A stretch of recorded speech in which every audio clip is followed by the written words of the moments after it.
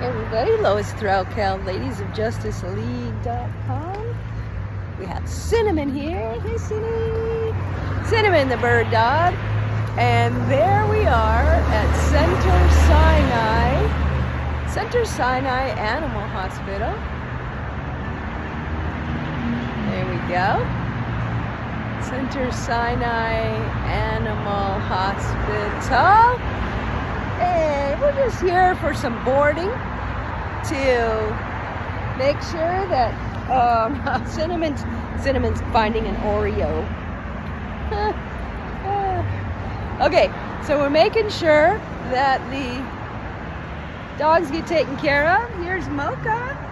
Hey, Mocha. And Amy.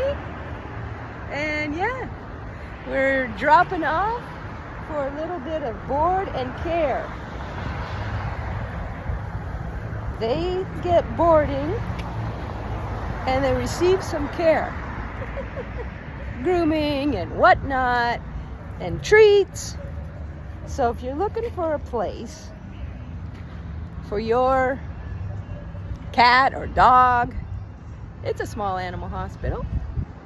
And look, it's pink.